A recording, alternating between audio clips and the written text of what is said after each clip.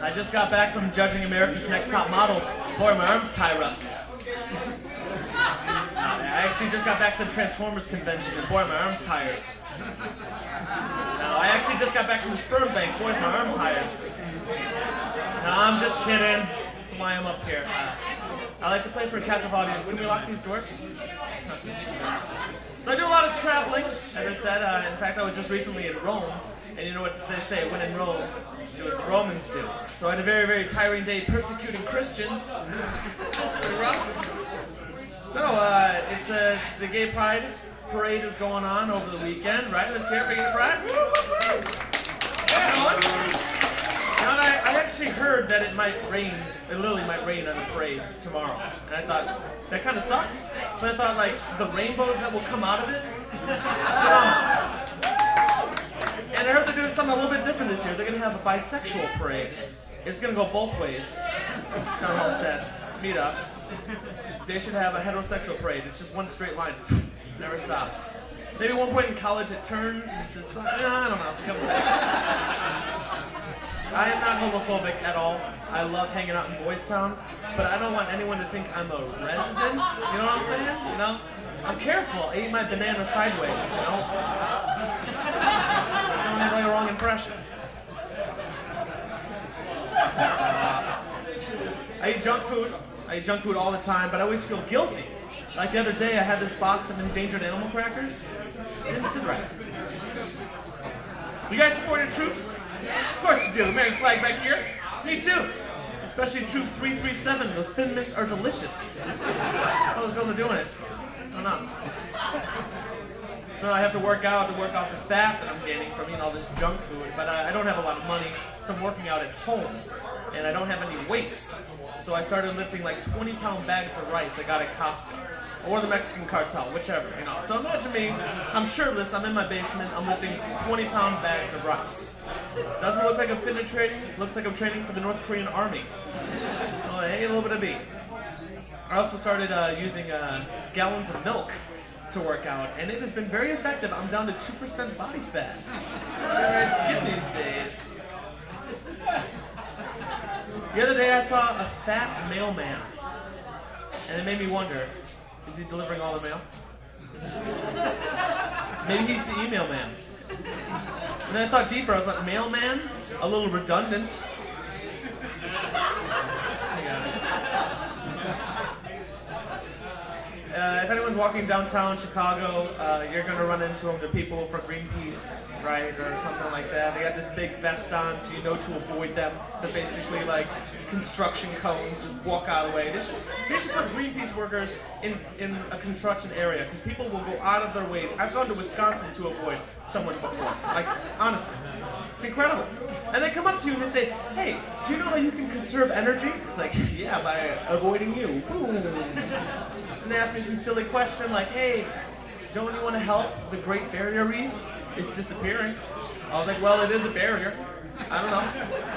If you've got East German fish, can't talk to the West German fish. Boom. Barrier's up. Let's take it down.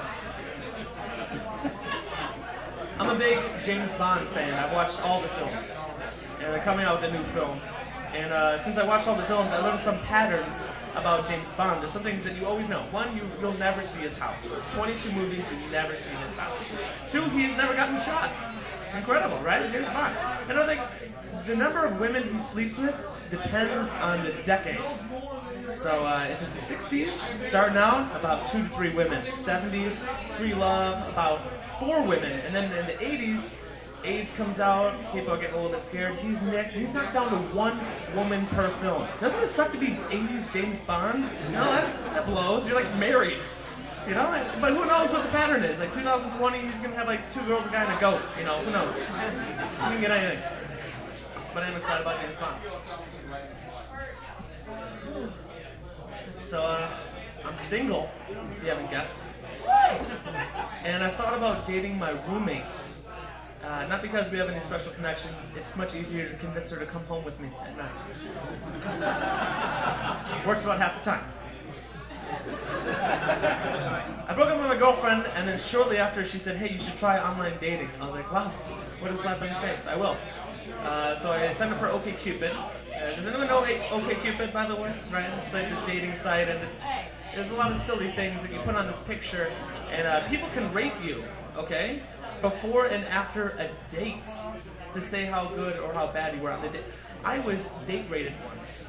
Let me tell you, not a pleasant experience. And once you get date rated so many times, your ratings are so low, you feel like Michael Bay. It's an awful feeling. And there's settings you can put on it, what you're interested in, you know. If you're interested in a long-term, short-term relationship, interested in just friendship, or interested in casual sex. You can actually put you're interested in casual sex. Guys, don't put this, because it's true. The girls can't know. So I went on one date, and it worked out, actually. So I'm still dating this girl. That's a true story. Come on, clap it up for me. Come on, that's it. There's been some great music tonight. I really enjoy this sort of sound.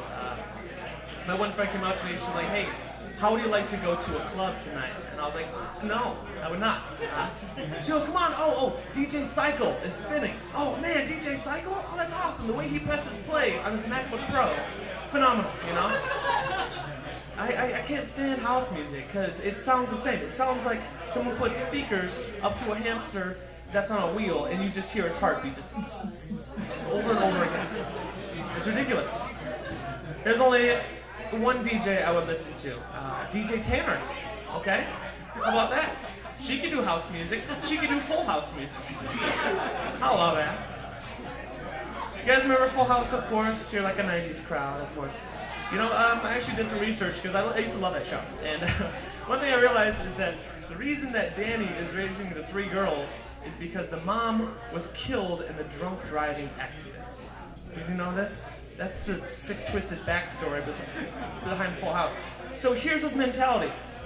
I've got 3 daughters, and I'm a man. I really should have a female role model in the house. How about my comedian brother-in-law and a rock musician? Boom! That's a family.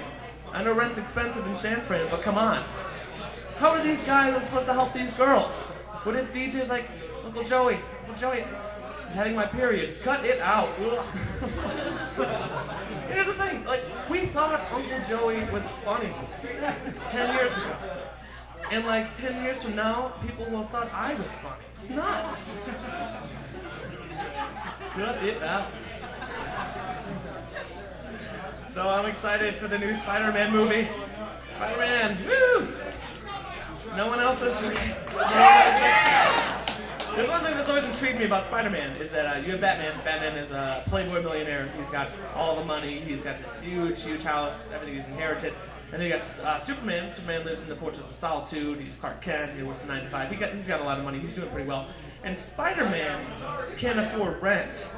You know, he can fight everything, Green Goblin, Lizard Man, but not poverty. And like, this poor guy, you know, someone just like, Commissioner Gordon, send him some bills, something like that, you know. I thought it was incredible. And I don't know if you know this, but in the comic books editions, they have a new Spider-Man, and they wanted to make him ethnic. And sort of what they did with Disney, they're like, well, we can't have, you know, all these ethnicities, so they made him half black and half Mexican, you know, combined. So it's Pedro Parkinson is his new name, Peter Parker. No, that didn't go over well, okay. You know, I'm kind of all over these places, these jokes. I do a lot of one-liners. This is probably my most advanced intellectual one-liner, so you really have to listen closely to see if you get it. 9 o'clock, I woke up, I went downstairs to see if the mail had come yet. Too soon? No, not really. Red Delicious. Oh, pardon, let me start again. Red Delicious. Are we a presumptuous apple? I'll be the judge. I was born on a farm, and what me and my friends like to do for fun, we like to egg chicken coops, because we love irony. I do a couple impressions. These are a few. This is my impression of why Italians can't direct traffic. Hey, come on, let's move it here. Vaffanculo. This next one, this is of Pablo Picasso in a fist fight. I'll rearrange your face. You got it. This is of a crab taking a field sobriety test. Oh, this is new. Alright, I'm going to leave you one thing. This actually is a true-to-life story that I've told maybe to 4 people in my entire life. Okay? This is the first time that I smoked weed, okay? First and probably the last. I was 16 years old. My friend's like, hey, I have some weed. Would you like to smoke it? I was like, yeah, let's try it. YOLO, let's do it. And he said, okay. Well, I have this weed, and I was like, I don't know what do we put it in? I don't know. And he's like, well, we need like a joint. We need like some paper. And so we looked around, we're like, we gotta find like a thin joint paper, and we couldn't find anything. We looked all around, checked his bookshelf, and the Bible has this really thin paper. I'm a Catholic boy, I was born and raised Catholic. So we took something out of Genesis, you know. Literally, I'm serious. And we rolled the joint, and we literally smoked the Bible. And I didn't get high, I did feel guilt. That was about it. And I felt awful about this. And about 7 years went by, never told anyone about this experience. And I thought, you know what, I have to confess to my priest. I gotta do it, you know. And I was doing a project for school. So this is the worst part. I brought my video camera in to the confession booth, and I recorded my conversation with the priest. And I was like, I got something to confess, Father. 7 years ago, I smoked my first, joint, and I used a page from the Bible. You know, what is the damage for that? What do you usually assign to that? And he goes, yeah, that probably wasn't a good idea. If I could tell you what you should have done, maybe look for a phone book. Oh, I was like, wow. Like the priest told me that. Oh, it's so simple, a phone book. Why didn't I think? And he let me off pretty light, but the fact that I recorded him saying that, and then I played it for my college, probably made it worse. So I think about 7 years from now, I'm going to have to confess to the priest again on live television as I'm recording.